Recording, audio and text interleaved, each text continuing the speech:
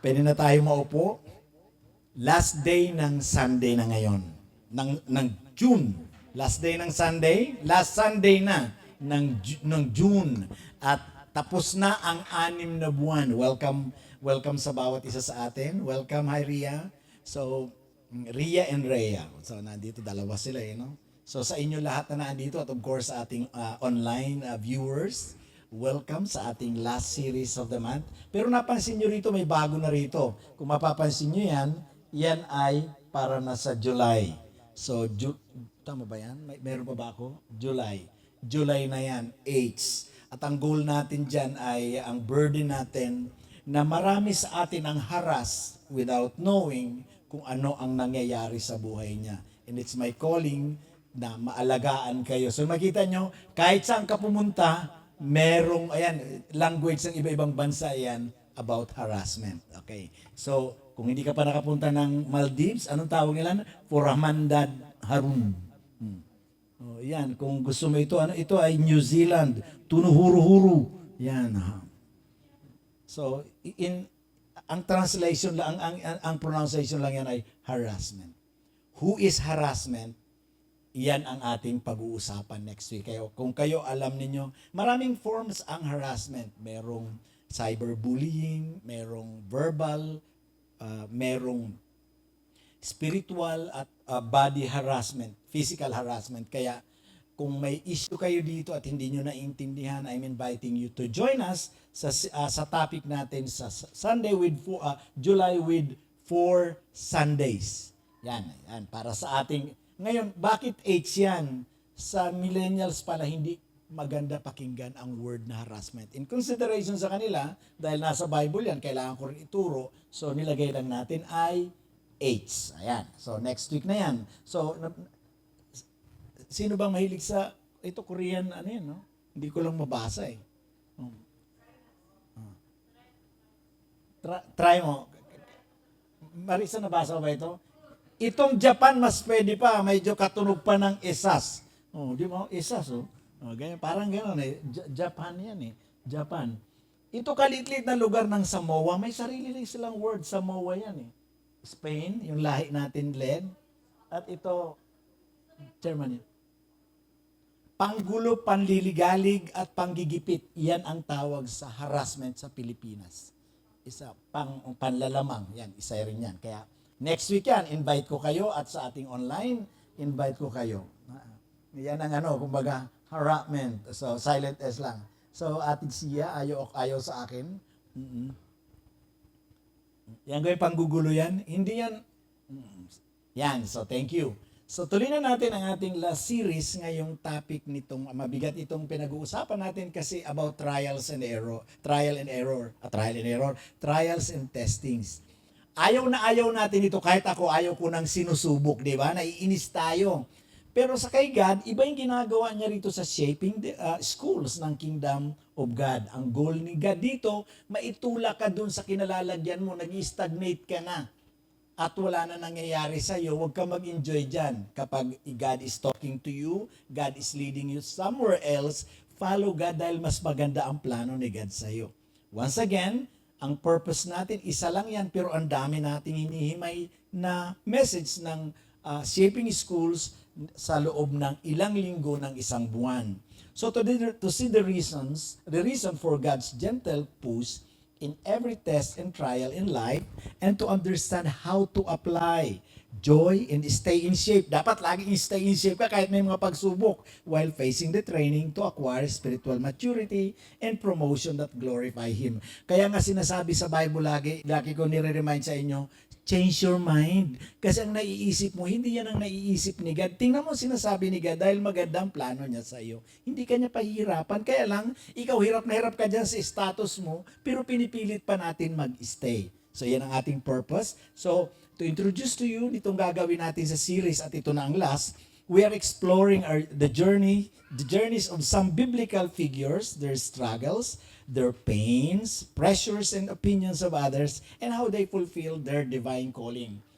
Pag may pagsubok ka sa buhay at meron kang mga dinadaanan kung ano man sa buhay, ang pinakamahirap yung meron pang comment ang tao. May opinion sila na minsan lalo lang nagugulo. Kaya sa atin dito, ang like kong sinasabi sa inyo, stay in the Word of God. Word of God ang ating final authority, ang ating standard sa buhay para hindi ka nawawala sa sirkulasyon. Okay?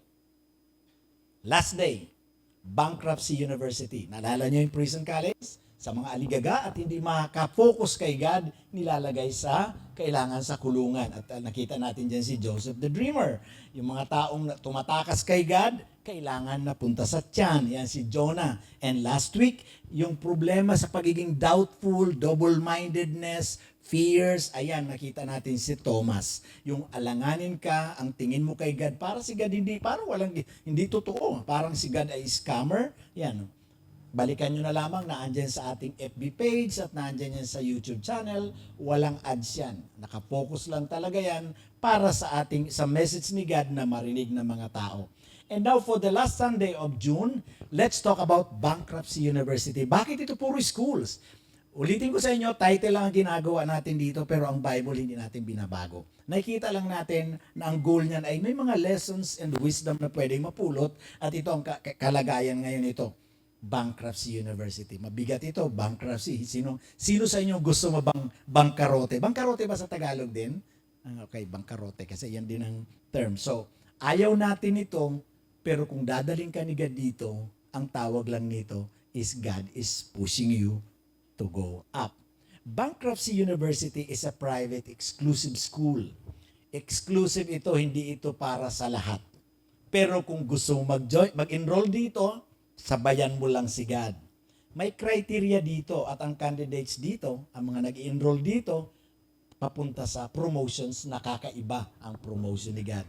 By the way, kung makita nyo sa Old Testament, nagpapakilala si God kung paano siya gumagalaw, paano kumikilos. Ang problema, may mga nagtuturo na ang Old Testament ay tapos na, New Testament na tayo, kaya huwag nyo na silang pansinin. Sa atin hindi, kasi ang Diyos na nagpakilala sa Old Testament is the same God na nagpapakilala sa New Testament. So trials and testings are God's gentle push to greatness for those who persevere. Kaya nga pag meron kang count it all joy when you suffer of many kinds, testings and trials. Kasi hindi yan para sa iyong demotion. Marami kayong makita sa Old Testament, tinutulak ni God kasi marami pa akong gusto sa iyo, Dennis. Don't stay on that level. Kaya sa inyo, sa mga ating mga viewers na hirap na sa buhay, pero kapag may word si God, ayaw naman mag-move. Ayaw mo nung kahirapan mo, ayaw mo naman pumunta doon sa sinasabi ni God. Kasi ang trabaho ng Holy Spirit is to lead us, to guide us. Pero kung ayaw mo mag-move at andyan ka, ano ba talaga? Saan ka ba talaga pupunta? Gusto mo si God. Pero ang karamihan sa pagkaunawa natin, si God, gracious, na basta nagsimba ko, ibibless ako ni God. No. Babalikan natin, the God of the Bible is a covenantal God. May kasunduan. Sinabi niya, ganito, pagagandahin kita, pagagwapuhin kita, ipoprovide kita, kailang move from here to there. Merong mga verses sa Bible, like for example, yung isang bulag. Kaya naman pagalingin ni Jesus. Bakit kailangan, may nagsalita sa bulag at punta ka doon sa Pulob sa Siloam, hugasan mo mata mo. Ba't kailangan pa pumunta doon, Lord? Pwede mo nang pagalingin dito? Di ba? You have to obey. May mga ginagawa si God na hindi maintindihan, just obey, just follow through, parang release ng train, and then you will receive your blessing. So, kilalanin natin itong ating nasa last series, si Job. Si Job ang kung sa chronological approach ang arrangement ng Bible, dapat itong si Job, ang Book of Job ay nakalagay sa una pa sa Genesis, ang existence niya. Alam niyo ba, dapat Job, Genesis sa chronological, pero hindi na natin pag-usapan diyan. Dahil itong taong ito, wala itong kamag-anak. Hindi niyo matitrace kung saan siya nanggaling, pero naandyan siya sa Bible. Kaya nakakatuwa mag-aral ng Bible. Keep on reading the Bible. I encourage you to read the Bible. Sa mga viewers natin na gusto lang makinig, tanggap lang ng tanggap, I discourage you with that. Ang encouragement ko, read the Bible na ikaw mismo makatuklas dahil ang Bible ay hindi pinagbabawal basahin. Hindi yan exclusive pang pastor lang or sa mga Bible study leaders. So in Job chapter 1 verses 1 and 2, "And the land of Uz, there lived a man whose name was Job." This man was blameless or righteous. Inulit pa, upright. Blameless, hindi mo siya pwedeng sisihin. Wala ka pwedeng ma-blame sa kanya dahil nga blameless. He feared God and shunned or avoid evil. He had 7 sons and 3 daughters. So ilan ang anak niya? 10. Okay. Ayan, makita natin dyan, 10. Verse 3, and he owned 7,000 sheep, 3,000 camels, 500 yoke of oxen, and 500 donkeys, and had a large number of servants. He was the greatest man among all the people of the East. So, ang yaman nito, greatest of all men. Siya ang pinakamayaman nung kanyang panahon. So, tingnan natin yan. Pansinin niyo yung verse 3 na yan. Puro lang words ang makita niyo dyan. May ilang numbers. Pero titingnan natin yan kasi yan yung mawawala lahat kay Job. Then the Lord said to Satan, ito umakyat si Satan, kasama ng mga angels sa heaven, have you considered my servant Job? Nakita mo ba si Job? There is no one on earth like him. He is blameless and upright, a man who fears God and shuns evil. Inulit pa yan sa verse 8. Dito nyo makikita, kung gusto nyo itong bankruptcy university, ang promotion ni God sa ganitong klase, ang criteria dito, number 1, God is proud of you. Ayan, no? Nakita nyo ba si Job, sabi na kay Satan? Then, ang taong ito para maka-enroll ka, exclusive school ito, sabi ko nga sa inyo, international school, blameless and upright. Get right. Kaya napansin nyo yung ating honor God, yung ating vision, get right. Why? Ang goal talaga natin na gusto natin ipinopromote God, sumunod ka lang. A man fears God, ibig sabihin ginagalang si God. Kapag may word si God, nag-o-obey siya, and shuns evil. Avoid evil. Now, yung criteria na yan ang pwede na meron tayo para maka-enroll tayo dito sa bankruptcy university. So, ang hirap naman pala niyan. May mga tao kasi nagsasabi para kung dumadaan sa pagsubok katulad kay Job. Kung wicked ang ginagawa natin, hindi yon, palo ni God yan. Ibig sabihin, yung nangyayari sa mga taong nagsasabing para kaming dinadaan sa pagsubok na dumaan kay Job, ang tawag ko dyan, ang law ay mayroong built-in punishment, built-in judgment. Kaya hindi ka pinapalo ni God, kundi meron kang ginawa na hindi tama. For example, the law of gravity. Pag naglalakad ka sa 10th floor, hindi ka naniniwala sa law of gravity, tuloy-tuloy ka sa bintana palabas, ano mangyayari sa iyo? Hindi ka pinalo ni God. Ang tawag niyan ay built-in judgment, kaya ikaw ay nagkalasog-lasog o namatay, napilay nung bumagsak sa baba. The same with this, na yung mga nagsasabi na Job ang nangyayari sa akin, kung ikaw ay pasaway, hindi yan kasama dito. Kasi kung totoong ganyan ang nangyayari, merong dapat resulta. Like si Job, dumaan siya rito sa bankruptcy university, pero makikita nyo sa bandang hulihan. Sobra-sobra ang bumalik sa kanya. Ayan, makita nyo ha, kaya iklaro natin yan. Kaya madaling mag-claim na ganito ang nangyayari sa amin, dinadaan kami ni God, pero kung pasaway ako, hindi yan ang para dito. Ibang message nito. So, verses 9 and 10, does Job fear God for nothing, sabi ni Satan? Matatakot ba naman yan? Gagalang ka ba naman yan? You have not put a heads around have you not put a heads around him in his household and everything he has? Di ba ikaw naglagay lahat yan dyan? You have blessed the works of his hand so that his flocks and herds are spread throughout the land. Ang laki-laki niyan. Bless mo kasi. Kaya tingnan mo, ang ganda ng buhay. Sabi ni God, but stretch out your hand and strike everything he has. And he will surely, sabi ni Satan, strike mo siya, tanggalin mo yung kayamanan niya, at makikita mo, he will curse you to your face. Iki-curse ka ni Job, sabi ni Satan. At maraming ganito, na kapag may nawawala sa atin, we are not obeying God, we are not listening God, we are cursing God.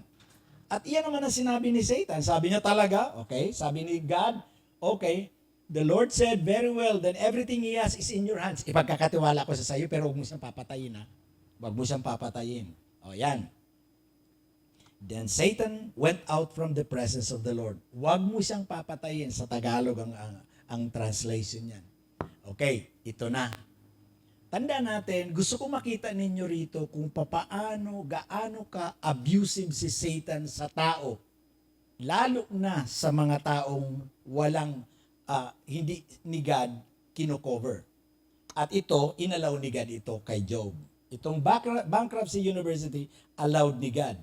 Dito, tingnan nyo yung kalagayan ng mga non-Christian dito, kung papaano sila i-oppress, i-suppress, at i-possess ng enemy. Marami kayong mapupulot na wisdom dito if you are here to seek kung ano talaga ang wisdom dito. Gusto ko makita niyo simulan dahil by 42 chapters ang Job, masyadong mahaba para sa 30 minutes na message. Isa-summarize lang natin dito. Si Job ay healthy na tao, walang sakit. Siya ang wealthy man in the east, the greatest in the east. Yan, sa Job 1:3. At ang asawa niya ay very silent. Wala tayong maririnig sa kanya. Meron siyang 7 sons and 3 daughters. At meron siyang sheep and camels. Yung 7,000 sheep na yan, sa panahon natin ngayon, alam nyo ba kapag registered ang yung farm, $1,500 to $5,000 pala ang pair niyan. Bilangin mo yung 7,000 na yan. At ang camels ay mahal. Kaya nga dito sa ating zoo, wala tayong camel. Ang hirap bumili niyan. At meron siyang yoke of oxen. Hindi sinabi na heads of oxen. Nang ibig sabihin niyan, 1,000 yan. Why? Ang oxen ay yung pamatok ng pang-araro. Ibig sabihin, dalawa ang ibig sabihin niyan. Yoke of oxen, ang oxen kasi lalaking mga baka. So pinang-aararo ito. So meron siyang 500 na pang-araro. Ibig sabihin, 500 din na tao yan na nag-aararo. Nagpaplaw. Ganun karami yan. So kaya nga meron siyang maraming servants. So meron siyang 500 donkeys. Then large number of servants. Kaya saan ginagamit yung servants? Okay? Ayon sa pag-aaral, kinumpute yan isa-isa, merong estimated $58 million to $8 billion na assets si Job. Mayaman nga. At yung 7,000 na yan na sheep, 3,000 camels, yan ay magkakasya sa 23 to 47,000 hectares of land. Yan. Nakita niyo yung kalaki niyan? Sa amin nga, may alaga lang ang kapitbahay na kambing. Nireklamo na sa barangay, isa lang. Pahirap na sa aming mga pananim, di ba? Grabe yung ngumatngat ng mga dahon yan. At ngayon hindi kami pwede magkaroon ng ganyan karami at hahayaan mo lang sa kapitbahay. Gaaway kayo. Ganyan. Kaya yung sinabi sa Bible na the greatest man in the East, ang laki pala talaga ng kayamanan ni Job. Pero ito ang mabigat. Pero kahit gaano niya kayaman, bilyonaryo siya nung panahon, ang makita niyo siya, blameless and upright. Napaka-humble ng taong ito. At tuwing umaga, nagpe-pray siya, nag-aalay siya kay God na, Lord, baka nagkasala ang aking 10 anak, ako nang humihingi ng tawad. Ganito ka-righteous ito, hindi ko pa nagagawa yan sa aking mga anak. Every day. Sabi ko, dami-dami naman ito. Aalay mo lahat yung tupa at 7,000, di maubos. At ito ang mabigat. Nung dumating si Satan sa kanya, very abusive, bankrupt. Ang body niya napuno ng pigsa. Na halos hindi na siya makahiga.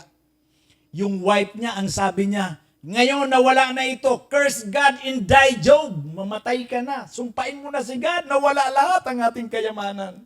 Yan, ang silent na asawa.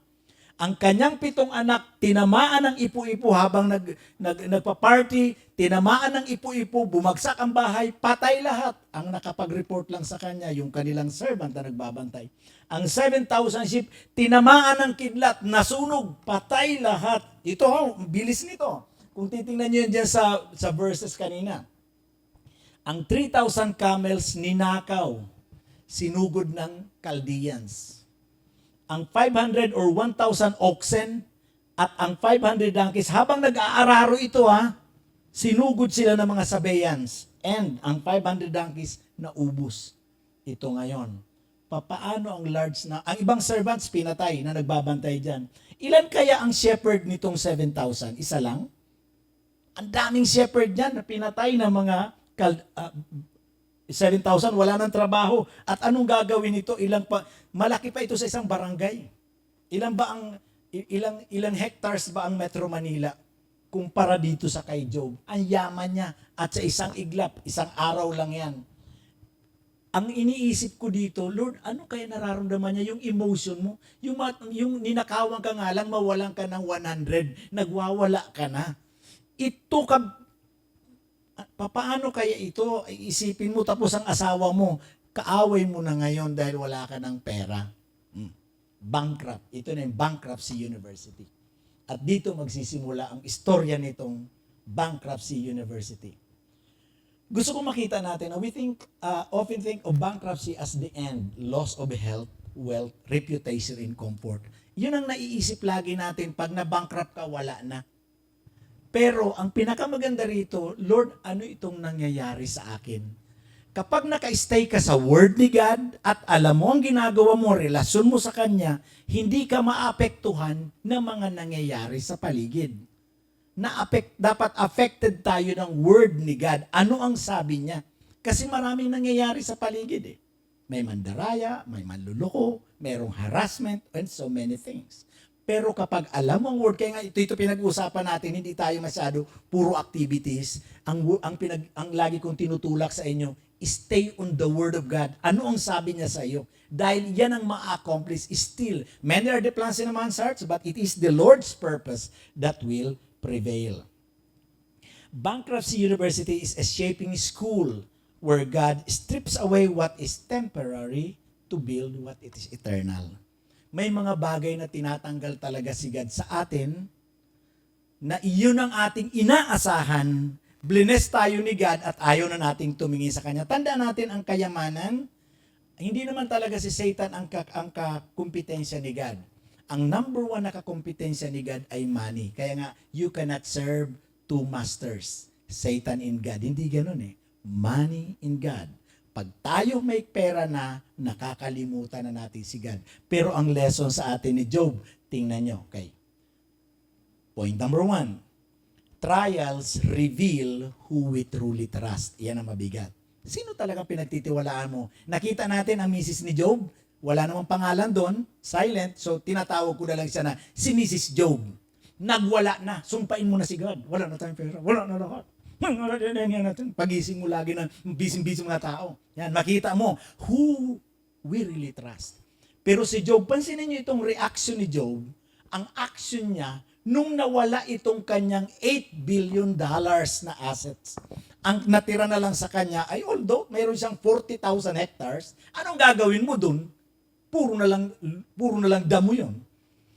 At this, verse 20, at this, Job got up and tore his robe and shaved his head. Sinave niya na lang para at least kung malagyan niya ng abo. Kasi pati ang ulo niya may mga bukol, may mga pigsa. Then he fell to the ground. Tingnan mo ang action niya, in worship. Ngayon, ikaw pag nawalan ka, nakakapag-worship ka ba o nagwawala?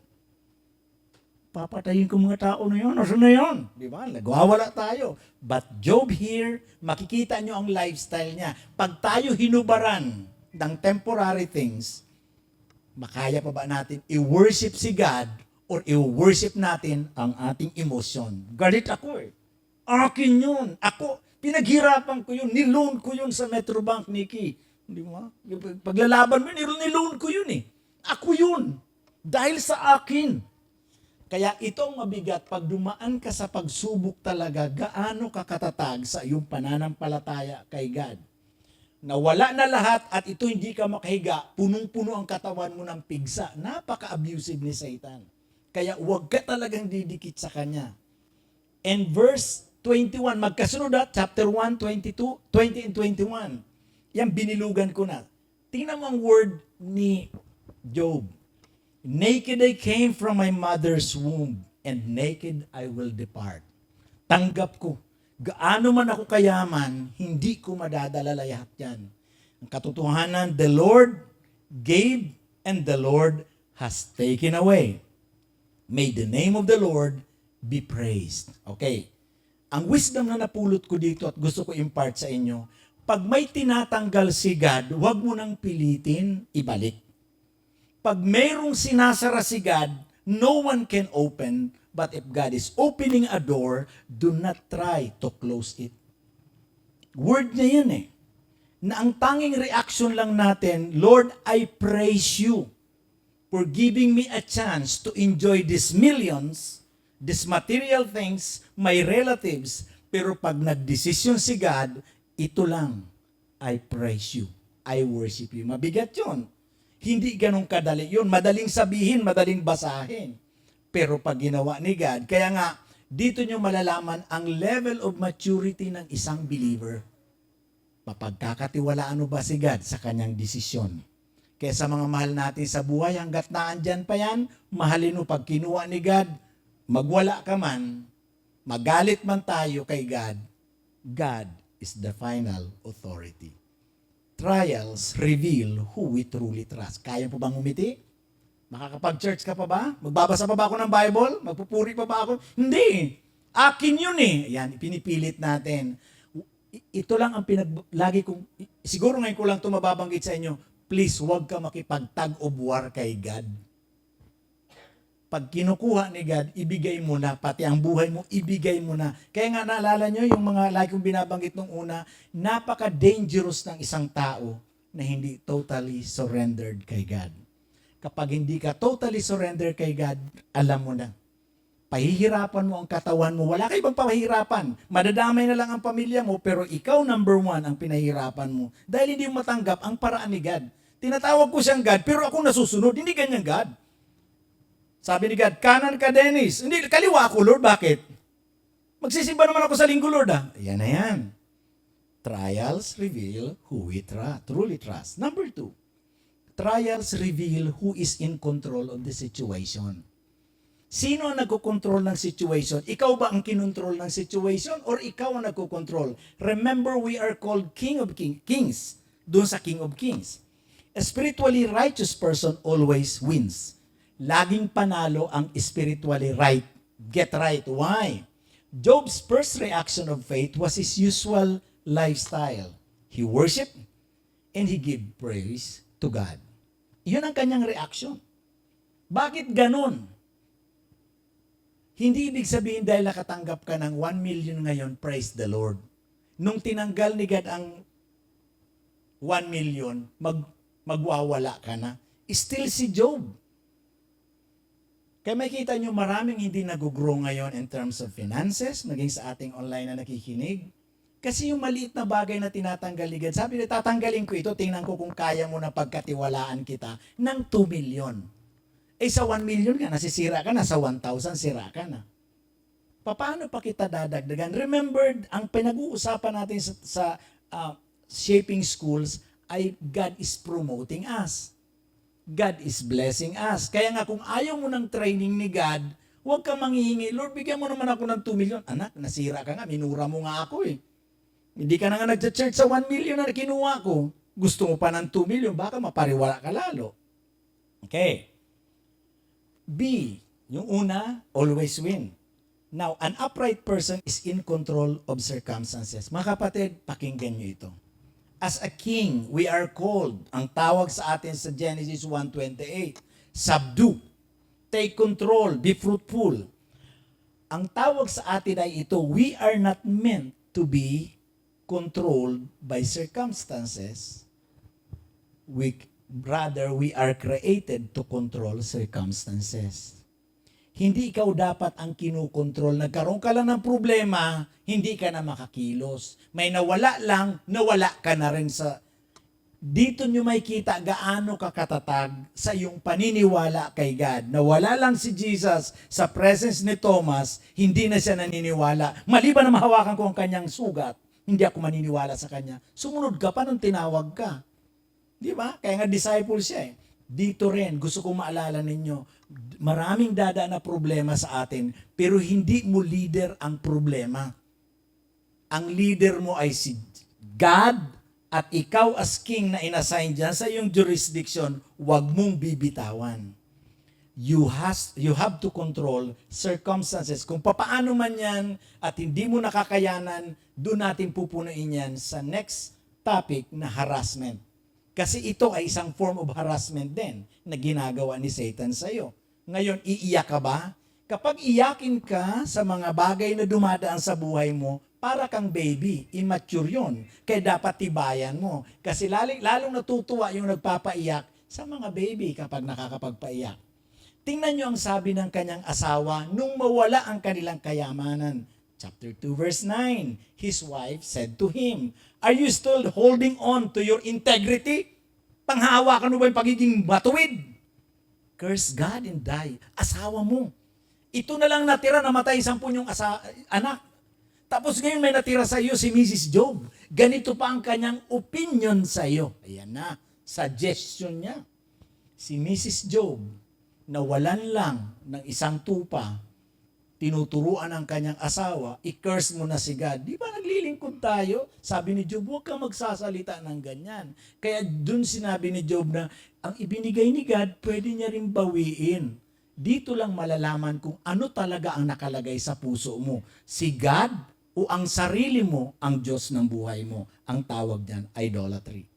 At may 3 siyang kaibigan, ang tawag ko rito ay mga ministers, na pumunta kay Job para ministeran si Job. Tingnan nyo ang sinasabi nila at ang wisdom dito na napulot ko, oo nga pala. Bildad, sabi ni Bildad sa chapter 8 verse 4 to 5, "Your children, Job, must have sinned against God." Nagkasala sila. Ito, banat agad ha, tingnan mo. "And so he punished them as they deserve. But turn now and plead with Almighty God." Bumalik ka kay God. Humingi ka ng sorry kay God. Mag-confess ka ng kasalanan mo. Iyan si Job. Kung titingnan nyo, babasahin nyo yung kanilang mga arguments, itong mga ito maraming alam sa Bible. Ang kalagayan ni Job ay para talaga siyang sinumpa. Kung makikita nyo sa mga dinadaanan, yung kanyang sakit, yung nawala lahat ang mga blessings ni God.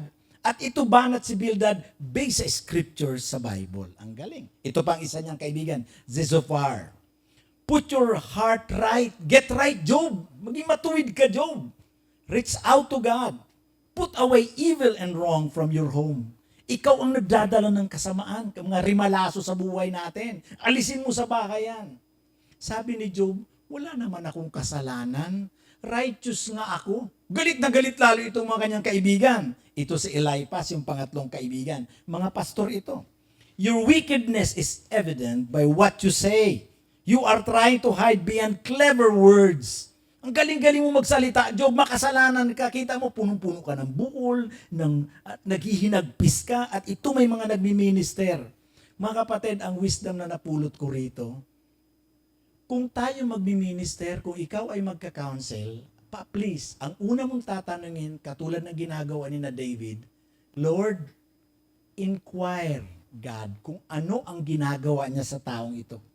Kasi ito yung isang example ng mga ministers, pastors, Bible study leaders na kaibigan ni Job na ang ginagawa ay pagiging pakialamero. Hindi nila tinanong si God kung ano nangyayari sa kanya. Ito ang tanong ko sa inyo din. What sin are you going to confess to the Lord when God is calling you upright and blameless?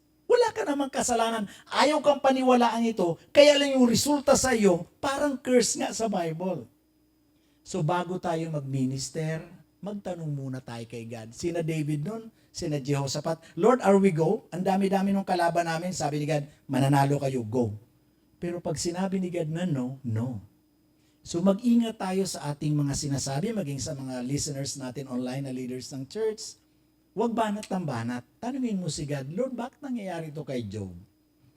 Pero merong scripture sa Bible na pag makasalanan ka, ganito talagang resulta, pero iba itong nangyayari kay Job. Merong si God ginagawa to promote Job. Chapter 42 verse 12, gusto ko ipakita sa inyo at the end. Sabi ni God, Job, the Lord blessed the latter part of Job's life more than the first. Sabi ni, pinagalitan ni God yung tatlo, si Bildad, si Zophar, si Eliphaz, na kayo banat kayo ng banat. Job, ipag-pray mo ito or else hindi katanggap-tanggap ang buhay ng mga ito. Tama na nagmi-minister tayo, pero sa mga ministers, kabaro ko, paalala sa atin, kung nagmi-minister tayo based on our understanding, intellectuality, baka naman nag-overboard tayo. Hindi lang puro kayo na mga na-uma-attend, na maging kami din. Makikita natin na kung si Job talaga makasalanan, hindi dapat ganito ang resulta. Pero ang resulta dahil upright siya, sabi ni God sa bandang hulihan, he had 14,000 sheep. Yung 7,000 naging 14. 6,000 camels. Ilan na yan? 1,000 yoke of oxen, naging 2,000 na. And 1,000 donkeys. At ito maganda, he also had 7 sons and 3 daughters. 10 uli ang kanya naging anak.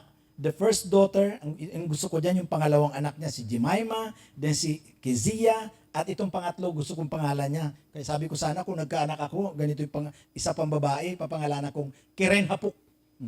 Yan. Nakakatawa yung pangalan na yan, pero tingnan nyo sa verse 15. Nowhere in all the land were there found women as beautiful as Job's daughters. Ang gaganda ng anak niya. Kaya papangalan ko si Kerenhapuk. And their father granted them an inheritance along with their brothers. Ito nga mga kapatid. At namuhay si Job in his old age, full age, nakita niya kanya mga apo. Pero gusto kong banggitin sa inyo mga kapatid, magkano na ang assets ngayon ni Job sa panahon na ito?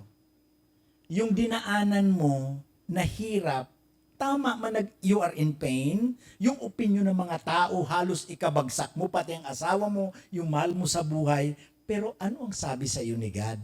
Yung sabi pa rin ni God ang pinaka-final authority sa buhay mo dahil yun ang haharapin mo maging sa judgment day, si God ang kasama mo. Para sa ating application questions, katulad ni Job, nakahanda ka na bang dumaan sa ganitong pagsubok ng faith?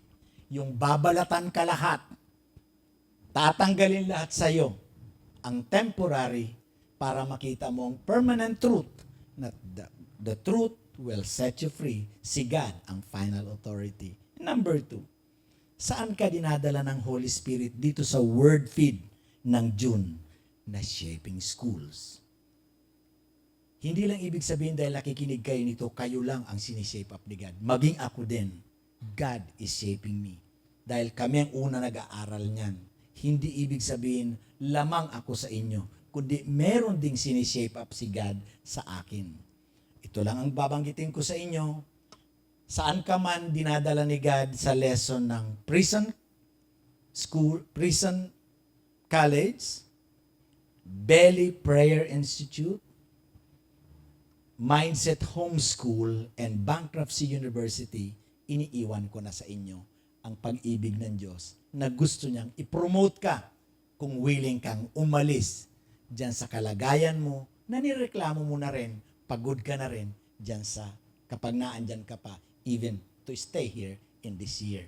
So, welcome to the new promotion ni God. I hope by next year or next month, iba ka na.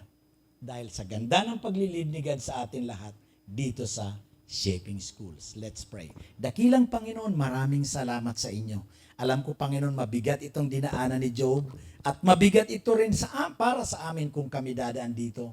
But God, mahirap sabihin ito, but I'm declaring this, thy will be done. Father God, I honor you today. Thank you for leading us, blessing us, God, with word feed na nakakabusog, pero Lord, nakakatakot din sa isang banda. Pero Lord, wala rin naman mangyayari sa buhay namin kung kami ay stagnant in our maturity, spiritual maturity, in growth and life. Lord, maraming salamat sa buhay ni Job.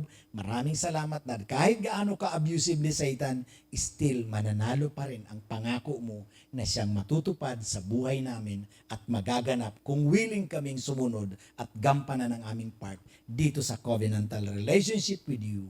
God, I honor you. I just pray, Panginoon, sa mga kasama namin na hirap kinakain ng kanilang mindsets, kanilang isipan na parang wala ng pag-asa, na parang wala nang mangyayari.